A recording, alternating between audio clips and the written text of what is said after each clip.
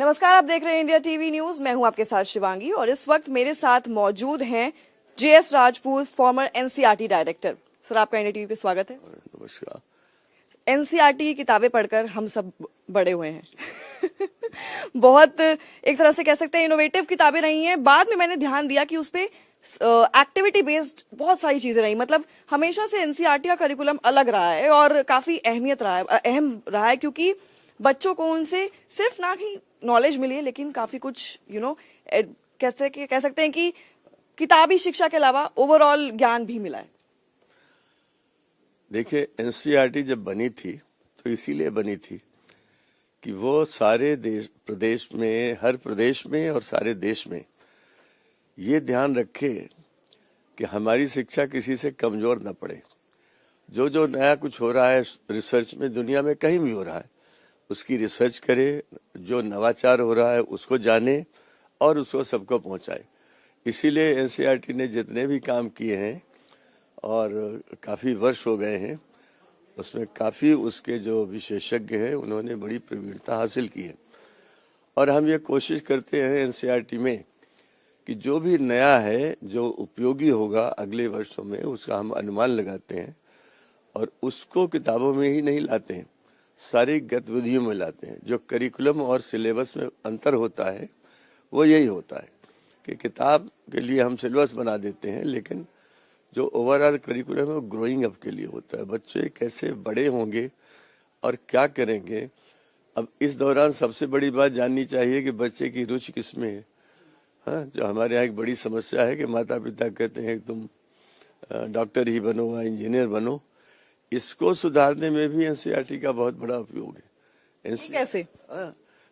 हमारा पेरेंट्स से इंटरेक्शन होता है, हमारे टीचर से हमने बताया और कई सालों से उनको सिखाया कि ये बच्चे के साथ अन्याय है कि अगर पिताजी इंजीनियर नहीं बन सके तो वो भी बने, या किसी बच्ची को जबरदस्ती मेडिकल के लिए तैयार कराना या उसे कोचिंग करवाना और उसकी इच्छा के विपरीत वो अगर अंग्रेजी में कविता लिखना चाहती है तो ये माता पिता का कर्तव्य है। और हमने कैसे किया, हमने अध्यापकों के प्रशिक्षण में इसको डाला, अध्यापकों को समझाया कि क्यों ये आवश्यक है। ये देश, देखिए, सारी दुनिया जो आगे चलेगी वो ज्ञान के आधार पर चलेगी, नवाचार के आधार पर चलेगी, और वही आगे रहेगा जो ज्ञान के क्षेत्र में आगे।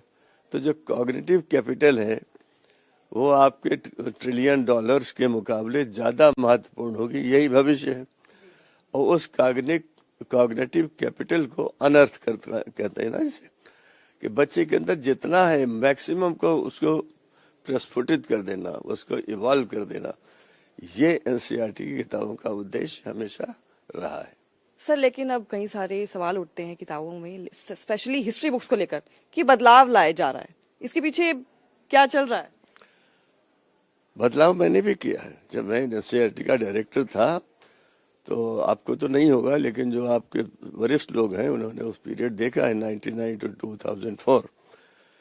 किताबें क्यों नहीं बदलनी चाहिए, इसका यूं प्रश्न पूछते हैं कि जब एक किताब मान लीजिए 1970 में लिखी गई और सन 2000 में उसी स्वरूप में चल रही है, तो सबसे पहली बात तो है कि बहुत कुछ नया हुआ है, एक्सकेवेशंस हुए हैं, उत्खनन हुआ है। नहीं, उसमें ऐसे मुद्दे उठाए जा रहे हैं कि कोई टॉपिक, ये भी सुनिए, उत्खनन हुआ है, सैटेलाइट इमेजरी आई है, नई नई चीजें आई हैं, तो निश्चित रूप से परिवर्तन होगा। अब अगर सैटेलाइट इमेजरी कहती है कि सरस्वती नदी का रूट है, दिखाई दे रहा है, तो ये क्यों नहीं बदला जाएगा। और इसका विरोध होगा तो निश्चित रूप से उसके कारण अलग होंगे, वो शैक्षिक नहीं होंगे। बहुत सी चीजों का नए तथ्य उजागर होते हैं, शोध से होते हैं, अध्ययन से होते हैं। इसलिए आवश्यक है कि किताबों में परिवर्तन हो, और वो होगा, हमेशा होगा, चाहे कोई विषय हो। जो फिजिक्स मैंने पढ़ी थी 1962 में, मैंने एमएससी किया और तभी से पढ़ाना शुरू कर दिया, लेकिन जो इलेक्ट्रॉनिक्स का स्पेशल पेपर मैंने पढ़ा था वो आज 2-3 पेजेस में उसका जिक्र आता है, बाकी सब कुछ बदल गया है। तो वहाँ जो बदलेगा वो समाज विज्ञान की किताब में ही बदलेगा। दुनिया जो है वो मेरे विचारों से नहीं चलेगी, वो मेरी ग्रैंड डॉटर के विचारों से चलेगी। ये समझ अगर मुझे आ जाए हर माता पिता को आ जाए, लोगों को आ जाए, तो परिवर्तन को समझने में सहायता मिलेगी। लेकिन सर इसके पीछे एलिगेशंस लगाए जाते हैं कि एक पॉलिटिकली ड्रिवन एजेंडा है जिसकी वजह से हिस्ट्री बुक्स में बदलाव लाए जा रहे हैं। उसे पूछना चाहिए कि कब पॉलिटिकली ड्रिवन एजेंडा नहीं था, वो बताएं। मेरे जैसे लोगों ने उसका अध्ययन किया है और ये देखा है कि एक ही प्रकार के बायस किताबों में आए। मुझे मेरे सामने किताब रखी गई जिसमें उसी अध्याय में कक्षा 11 की पुस्तक थी, गांधी जी का भी जिक्र था और लेनिन का भी था। लेनिन पूरे पृष्ठ का चित्र था और गांधी का चौथाई पेज से भी कम था। तो निश्चित रूप से उस संवेदनशील आयु में बच्चे पर तो असर पड़ेगा ना। तो मैं इसको बराबर करूंगा, मैं कम से कम ये तो करूंगा कि इस चित्रों का जो परिणाम है उसको बदला जाए। अब कुछ लोगों को बुरा लगेगा जिन्होंने वो किया हुआ है। फिर यदि 30 वर्ष तक किसी के हाथ में सारी सत्ता रही हो, एकेडमिक सत्ता की बात मैं कर रहा हूं, और उसके बाद दूसरे के हाथों में पूरी तरह चली जाए, तो निश्चित रूप से कष्ट तो होता ही है और इसको भूलना नहीं चाहिए। ठीक है, लेकिन एनसीईआरटी के अलावा सर कोई ऐसी किताब जो आपको लगता है कि बच्चों को, आज के यूथ को पढ़नी चाहिए, जो उनको लाइफ के लिए तैयार करेगी?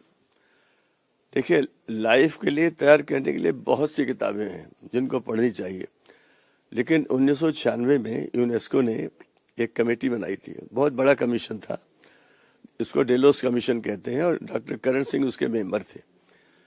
वो किताब जब रिलीज हुई तो वहां मैं था जिनीवा में, और उन्होंने कहा कि अंग्रेजी में कहा, education in every country must be related to culture, committed to progress.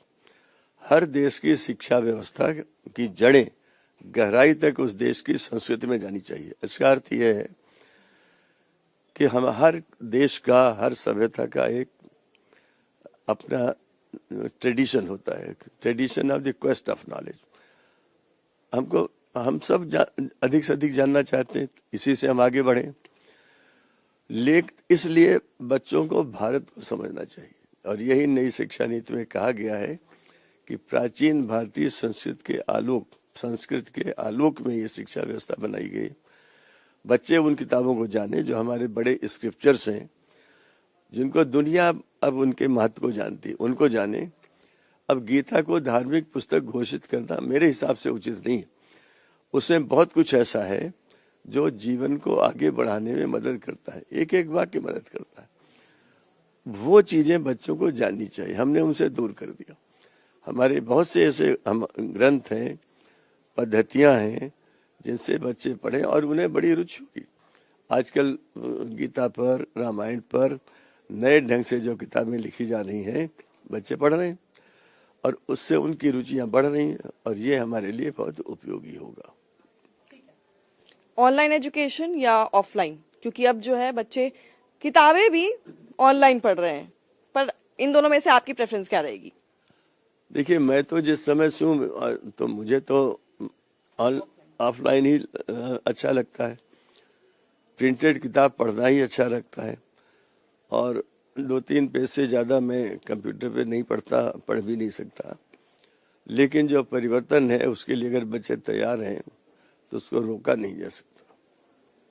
और एक कोट या मंत्र जो आपकी लाइफ तो गाइड करता ही है, या फिर किया पहले कभी? और मैं जब एमएससी में पढ़ता था तो मेरे फिजिक्स के प्रोफेसर राजन सिंह जी थे, जिन्हें दुनिया ने रज्जू भैया के नाम से जाना। मैं करीब 19 साल का था, सामने से आ रहे थे और मेरी नई कमीज देखकर उन्होंने धीरे से उसको टच किया। नई है, घर में सबके लिए बनी है, और चले गए। ये 1962 का वाक्य मैं दोहरा रहा हूँ, हजारों विद्यार्थियों को मैंने दोहराया है, और आज बहुत से लोग सुन रहे होंगे। इसका अर्थ जो था उसने मेरे जीवन को बहुत कुछ गाइड किया है। और दूसरी चीज जो मैंने सीखी, मतलब और किसी ने सिखाई, बताई, विद्या ददाति विनयम, विनयाद याति पात्रता। आप ग्रेजुएट से पोस्ट ग्रेजुएट हुए तो आप अपने से पूछिए, क्या आप में अहंकार बढ़ा है या विनयशीलता बढ़ी? पात्रता तब आप सुपात्र होंगे अगर विनयशीलता बढ़ी है, और पात्रता धनम आपनोति, तब आपको धन अर्जित करना चाहिए, अवश्य करना चाहिए। लेकिन जो सबसे बड़ा सूत्र है जीवन का, जिसने मुझे गाइड किया, वो इसके अंतिम 3 वो है शब्द है, धनात् धर्मम तथा सुखम। धन का अर्जन नैतिक रूप से सद आचरण से करिए, सुख तभी मिलेगा। अनैतिक करेंगे तो सुख नहीं मिलेगा। Thank you sir. I hope आपके इस इस कोट से सभी को इंस्पिरेशन मिले। एंड आपको ये सेशन कैसा लगा, मैं कमेंट करके जरूर बताएं, और बने रहें इंडिया टीवी एजुकेशन कॉन्क्लेव के साथ।